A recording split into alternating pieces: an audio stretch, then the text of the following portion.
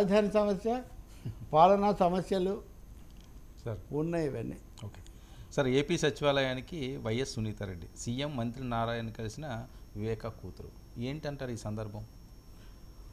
ఆమెది single agenda కదండి. వాళ్ళ నాన్న హత్య చేసిన వాళ్ళకు కఠిన శిక్ష పడాలి. అయితే అదనంగా ఆమె మొన్న చెప్పింది ఏంటంటే ఎస్పీ రామ్ సింగ్ అనే ఆయన మీద ఫిర్యాదు చేసి పోలీసులు కేసు నమోదు చేశారు సిబిఐకి. అతన్ని ఆ కేసు తీసుకొని దాని గురించి న్యాయం చేయాలి అని ఆమె.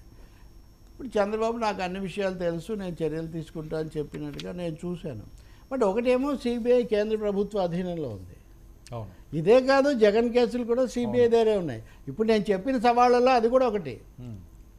బీజేపీకి ఇప్పటికీ జగన్తో వైసీపీతో సంబంధాలు ఉన్నాయి. వాళ్ళేం తెంచుకొని జగన్ మేము చూడము, ఆయన మొహం కూడా చూడమని ఎప్పుడు ప్రకటించలే.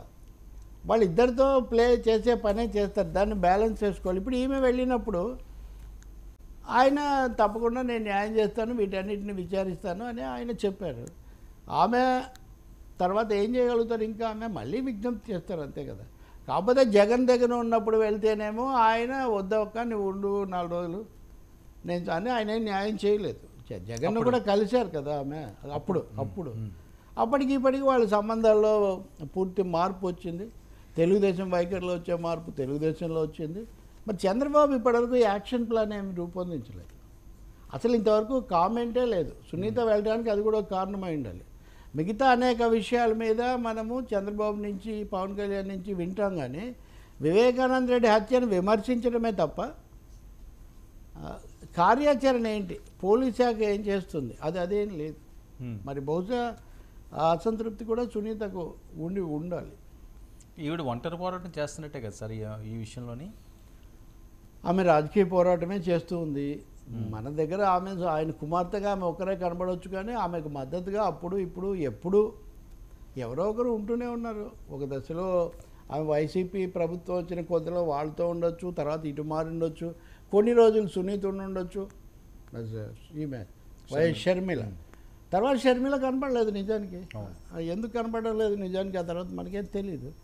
సో ఈ రాజకీయాల మధ్య ఆమె సింగిల్ ఎజెండా, దాన్ని ఆమె కొనసాగిస్తున్నారు. ఇక్కడ ఆమె మీద వాళ్ళ మీద కూడా కేసులు పెట్టారు, సిబిఐ అధికారి మీద కూడా పెట్టారు, పోలీసుల మీద కూడా పెట్టారు. ఇవన్నీ నిజానికి కోర్టులో తేలవలసినవే, కానీ కోర్టు పరిధిలో ఉండగా ఈరోజు సీఎం ఇంకొకరు చేసి చెప్పకూడదండి. అంటే అదే అండి, రాజకీయ పరిభాషలో మాట్లాడుతూ ఉంటారు. ఇప్పుడు అదే కదా వైసీపీ వాళ్ళు, అదే ఆరోపణ. ఆయనకు బెయిల్ ఇచ్చేటప్పుడు స్కిల్ స్కామ్లో మీరేం మాట్లాడకూడదు అది ఇది అన్నారు. మరి ఇప్పుడు పోలీసు అధికారులను వీళ్ళందరినీ సస్పెండ్ చేశారు. వీళ్ళందరూ కూడా ఆ కేసులు వీటన్నిటిలో భాగస్వాములుగా చూసిన వాళ్ళు. దీనికి కూడా లింక్ ఉంటుంది కదా. అంటే ఐపీఎస్లు వాళ్లే కదా. ఇప్పుడు మొత్తంగా ఐపీఎస్ వ్యవస్థ అనేది ఒక విధంగా హడలు కొడితే వాళ్ళు చెయ్యరు కదా అని నేను చెప్తుంది. ఏ సమస్య మీరు తీసుకున్నా వైసీపీ టీడీపీ అని తీసుకొస్తారు వచ్చే వరకు. కాబట్టి అదొక సమస్య నిజంగా ఉంది. ఇప్పుడు రెడ్ బుక్ ఇవన్నీ అంటున్నాడు లోకేష్, కాబట్టి బెదరగొడుతున్నారని వీళ్ళు కోర్టులో ఆరోపించారు. అలా ఏం చేయకుండా చూడండి అని సుప్రీంకోర్టు చెప్పింది. ఇప్పుడు ప్రభుత్వ విధానమే మాది రెడ్ బుక్ విధానం అని చెప్తున్నారు కదా. మరి అటువంటిప్పుడు ఒత్తిళ్ళు పనిచేస్తాయి కదా అనేది ప్రశ్న. ఒక్క చిన్న తేడా ఏంటంటే భయం వల్ల కానీ జాగ్రత్త వల్ల కానీ జగన్ ఎప్పుడు తన కేసుల గురించి మాట్లాడేది కాదు. 5 ఏళ్లలో ఆయన తెర వెనుక మాట్లాడారు, చేశారు, బీజేపీని లైన్లో పెట్టుకున్నారు అనేది. బట్ వేరే తెలుగుదేశం నాయకులు మటుకు తమ మీద పెట్టిన కేసులు తప్పు కేసులు, అబద్ధాలు అనేది వాళ్ళు 1-2 సార్లు బహిరంగంగా చెప్తూ ఉన్నారు. మరి వీటిని కోర్టులో ప్రజెంట్ చేస్తే అప్పుడు ఎలా ఉంటుంది? అడ్వకేట్లో ప్రజెంట్ చేస్తారా? That we have to see. Okay sir, ఏపీలో ఇవన్నీ నేను చెప్పేది కొంచెం కాంప్లికేటెడ్గా ఉండొచ్చు, కానీ నిజాలు, పూర్తి నిజాలు చెప్తున్నా. ఊరికే పైకి ఏదో ఒక రకంగా అది ఇది అని చెప్పడం చాలా సులభం, కానీ నిజమే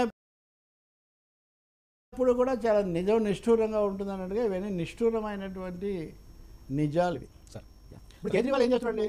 ఆయన ఎందుకు ముఖ్యమంత్రి పదవికి రాజీనామా చేశారు? తను అక్కడ ఉంటే కనుక ఒకటేమో సంతకాలు చేయడం మీద ఆంక్షలు, 2 తను ఏం మాట్లాడినా కానీ తన కేసుకు లింక్ పెట్టి తను చేశానని అంటారు. అందుకని ఆయన రాజీనామా చేసి వేరే ఆమెను ముఖ్యమంత్రిగా పెట్టి వెళ్తానంటున్నారు. సో ఆరోపణలు ఉన్న వాళ్ళ వైఫ్కే కాదు ఇప్పుడు వాళ్ళ వైఫ్కి అనే సునీత కాదు, అతిషి అతిషి అతిషి అనే లేదా అతిషి ఆయన వైఫ్ కాదు. అతిషి కాదండి, వేరే ఆవిడ. సో ఆమె పేరు సునీత. సునీత కరెక్ట్. అతిషికి అతిషికి ఇచ్చారు. ఆవిడ మినిస్టర్ అండి.